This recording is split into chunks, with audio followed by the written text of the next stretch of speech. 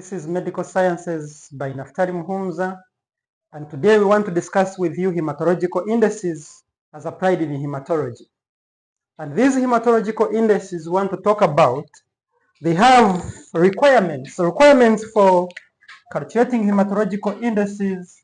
Among the requirements, we shall need packed cell volume, or what we call hematocrit. Can call it hematocrit on an automatic analyzer. Then we always need hemoglobin concentration before we begin. And this hemoglobin concentration is always required in grams per liter. Then another thing we shall require is total red blood cell count. And this total red blood cell count is always needed in times 10 power 12 per liter. So these are the major three requirements for calculating hematological indices. So that is how we can determine them using these three requirements or precursors for hematological indices. So PCV is not a hematological index. And this packed cell volume manually is got by centrifuging in a capillary tube, whereby we fill it 3/4 and we seal one end and we load it into microhematocrit centrifuge with the sealed end facing the periphery, and then we centrifuge at 12,000 to 15,000 gravity, or that is gravitational force. So that is the speed, and we normally spin it for 3 to 5 minutes. So when we use 120,000, we use 3 minutes, we use 5 minutes, and when we use 150,000 gravity, we use 3 minutes. And this PCV, after centrifuging, we normally obtain the capillary tube. We find, if this is the capillary tube, we find if this is the blood, this was the height of whole blood, then after centrifuging, we see that red cells sediment on the bottom, and this is what we call height of RBC. So we get a ruler, or we get what we call a microhematocrit reader, and we measure the height of the red covered by red cells versus the height covered by the whole blood.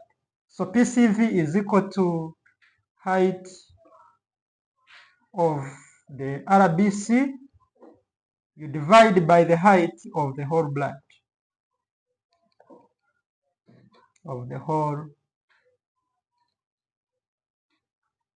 and it is expressed in liters per liter, or sometimes we call it decimals, or in percentage. So this is how we can obtain our packed cell volume, and using a hematology analyzer, we normally call it hematocrit. Using hematological analyzer, we call it hematocrit. So this is what we use. And after knowing how PCV is obtained, we can also obtain HB concentration either using automatic analyzer, using series method, using maybe modified Drabukins solution, or acid hematin method, sometimes oxyhemoglobin method. We can always find the HB concentration. So after getting these precursors, the hematological indices we are talking about in this session include, we shall discuss about, the first one is going to be MCV, which we call mean cell volume. And this mean cell volume is the average volume. In bracket you can put size of a single red cell. So the key point here is average volume or size of a single red cell. That if the blood has many red cells, if I pick one and I measure its size or its volume, that is what we are calling MCV.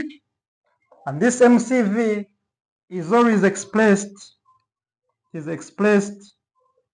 femtoliters,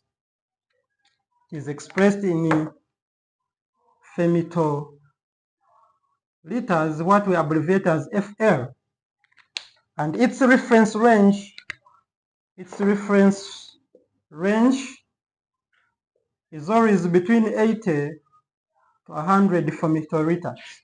And this MCV is calculated manually.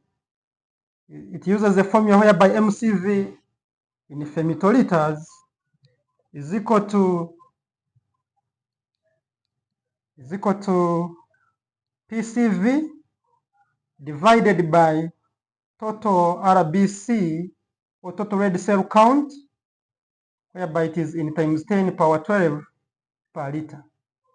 And this PCV is always in liter per liter, or in decimals. So this is the formula we can use to calculate the mean cell volume, which is the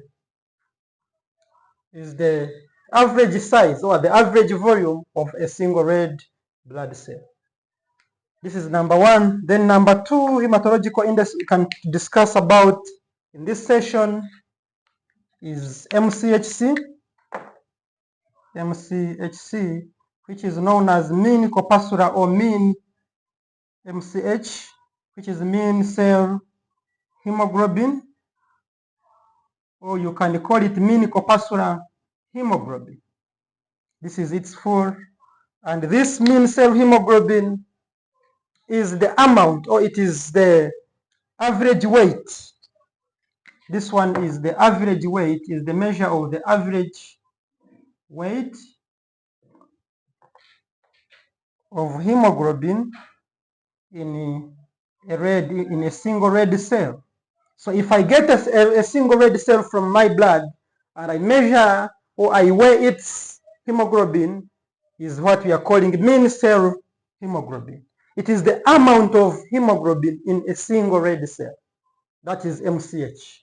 Amount or average weight of hemoglobin in a single red cell. And this one is expressed in picograms. It is expressed in picograms, abbreviated as PG.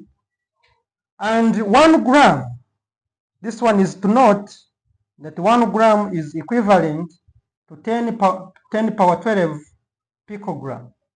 This one will always help us in our calculation, that 1 gram is equal to 10 power 12 picograms, whereas here 1 liter is equivalent to 10 power 15 femtoliters. This one also will help us to convert a liter into femtoliter, whereas this one can help us to convert a gram into a picogram. And this mean cell volume, after being expressed in picograms, for it, its reference range is 27 to 32 picograms, the way we said.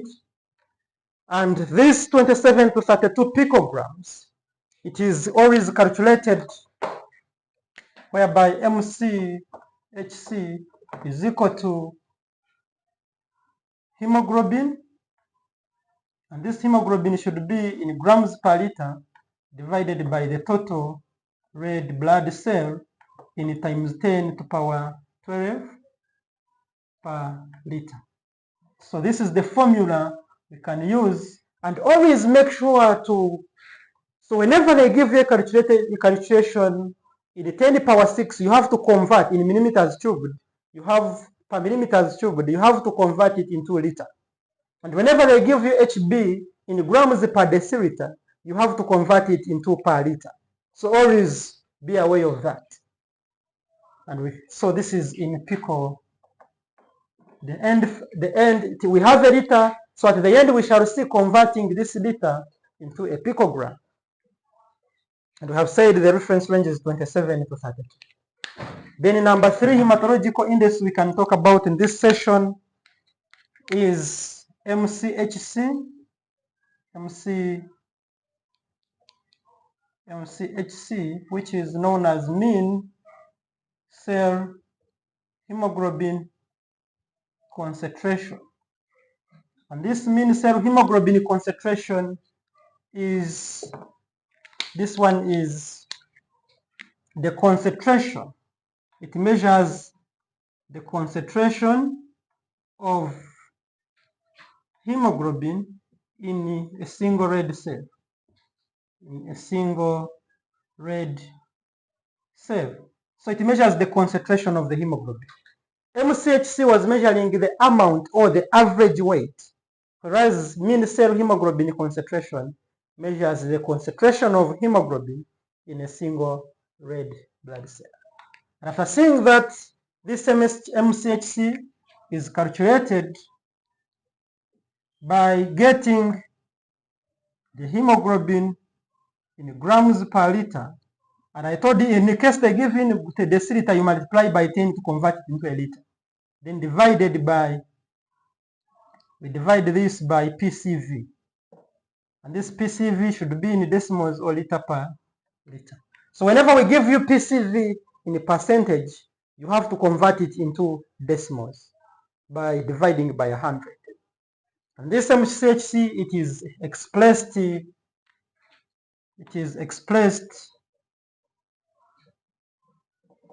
in grams per liter or grams per deciliter, but majorly in grams per liter, because it takes up the unit of the HB. So when HB is in grams per deciliter, MCHC becomes grams per deciliter. If HB is in grams per liter, then it takes up the range, and its reference range in a normal individual is between 315 to 360, or sometimes 350 grams per liter, or we can say 31.5 to 36.0 grams per deciliter. So this is the reference range of MCHC. And after seeing this, before we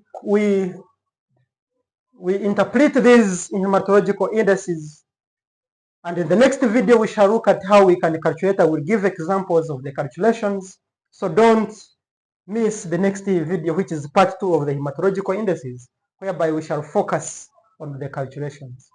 And the last hematological index we can discuss today is RDW, which is known as red distribution width, red cell distribution width. And this RDW is known, it is the coefficient. It is the coefficient of variation. Coefficient of variation of MCV. That is, so it is RDW is calculated by getting the standard deviation of MCV times 100%. So this is how we can calculate red cell distribution width, and this one is always the measure of anisocytosis. For it, it measures anisocytosis. It measures when it is high, it indicates anisocytosis. Anisocytosis is the variation in size of red cells. Variation in size of red cells is known as anisocytosis, and its reference range to know that someone has anisocytosis, it is 11% to 16%. So its units, it is measured in percentage. It is measured in percentage, and it is on a CBC, it is always divided into RDW CV and RDW standard deviation. And its major role is to measure variation in size, and it is always raised in conditions like iron deficiency anemia and hemolytic anemias like sickle cells, which shows the variation in size, what we are calling anisocytosis. So after seeing these 4 hematological indices, that is MCV, MCH, MCHC, and red cell distribution width, in the next few minutes we are going to look at how can we use them to interpret the type, or to know to type the anemia. Because the very importance of this hematological index, or the significance, is for typing or classifying anemias. And how can we classify anemias using these indices is what we are going to look at. And as we are going to look at this interpretation, there is one good thing I want to show you how you can check your CBC if it is doing well. That if I have PCV is equal to hemoglobin times 3. So if you have hemoglobin and you multiply by 3, you should get PCV, or what you are calling hematocrit. That is how we can use it. And this one applies majority in normocytic, normochromic type of anemias. And whenever I have to get PCV also, I can do total red cell count, total RBC count times 9. If I get total RBC count times 9, I'm able to get packed cell volume, what you call hematocrit. And there is another index we are going to talk about, index like Mentisa index, which is very important in ruling out iron deficiency anemia, whereby this Mentisa index is a ratio of MCV divided by the total red cell count. So if I divide MCV by total red cell count and I get a ratio greater than 13, this one confirms me iron deficiency anemia. And whenever I have this Mentisa ratio less than 13, it confirms to me thalassemia.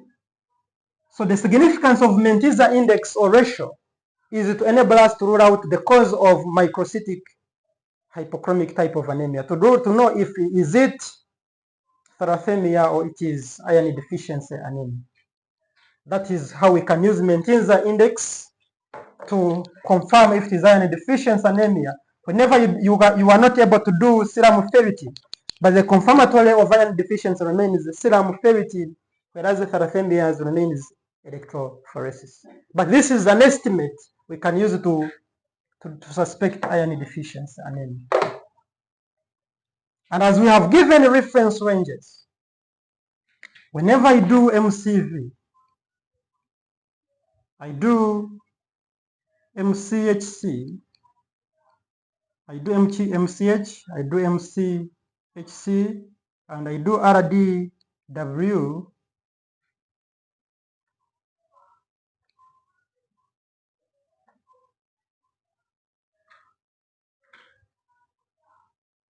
These are the hematological indices we have looked at.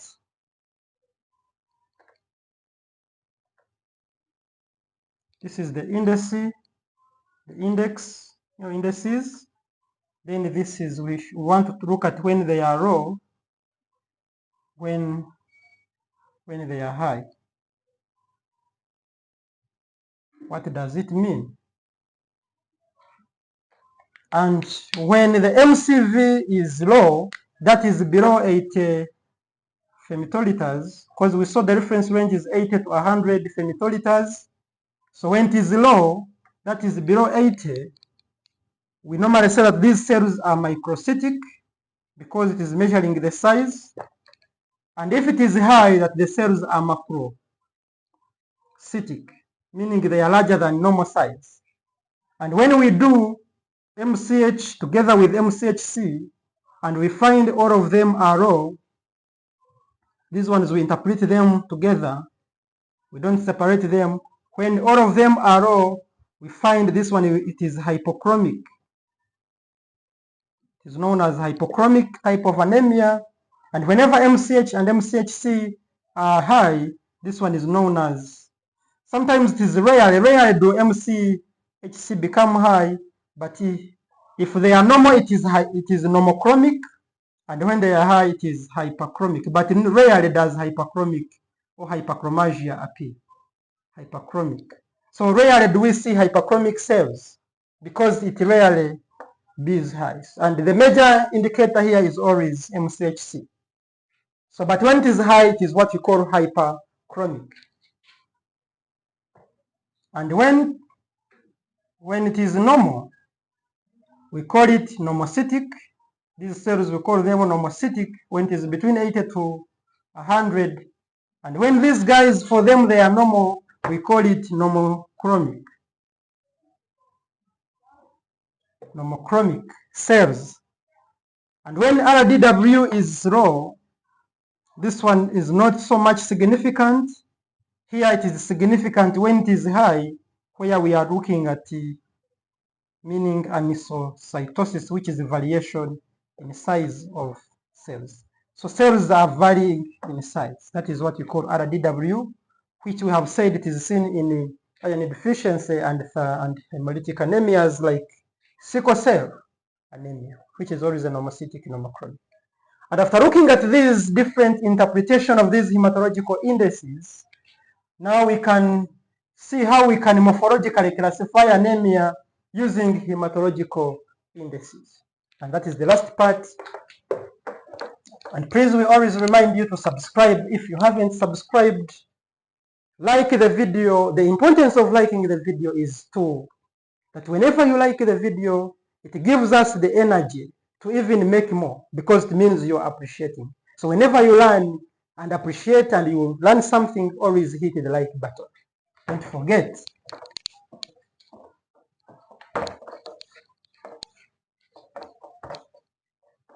So lastly, we are saying we can apply these indices to morphologically classify anemia. So we want to look at morphological classification. Morphological classification or typing of anemia using these indices. And there are major 3 types of morphological classification of anemias, whereby we can have normocytic, normochromic type of anemia. These are the major ones. This is type number 1. Type 2, we can have microcytic hypochromic. And the third one, we can have macrocytic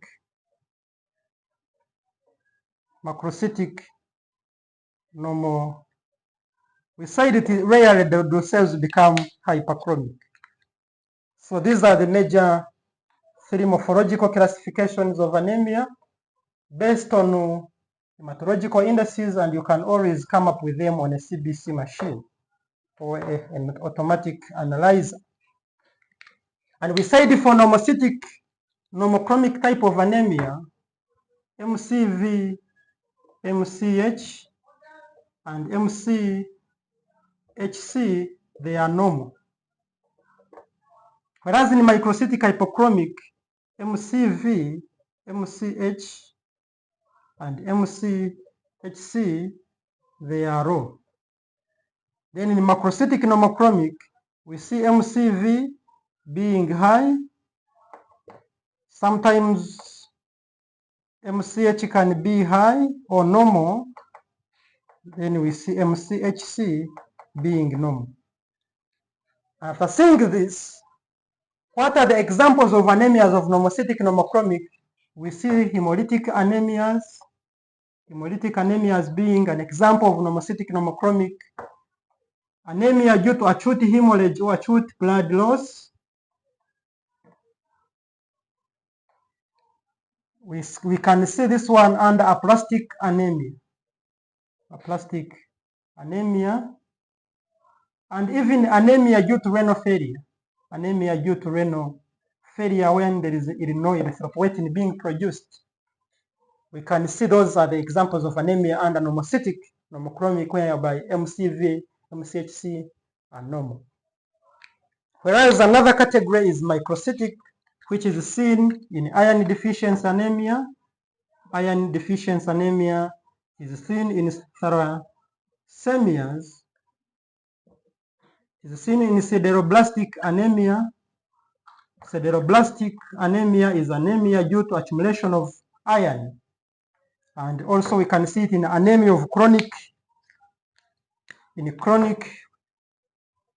diseases, and sometimes also chronic bleeding, or what we call chronic blood loss. And we said that whenever we are seeing microcytic hypochromic, further test we can do is serum ferritin and electrophoresis to rule out thalassemia and iron deficiency. For this, we can do like bone marrow smear to see if there's an accumulation of iron. And we saw also to distinguish these two, we were doing Mentisa index. And we said this Mentisa index, whenever it is greater than 13, it suspects iron deficiency, less than 13 thalassemias. And lastly, it is macrocytic pneumochromic type of anemia. Here it is the type of anemia, and here it is the morphological type, and here there are possible causes. So we are seeing the possible causes of macrocytic. It can be megaloblastic anemia, and this megaloblastic is always due to vitamin B12 or folate deficiency. We can also see it in non-megaloblastic, whereby in non-megaloblastic we see it in alcoholism, some hemolytic anemias, some, not all, and also hypersplenism.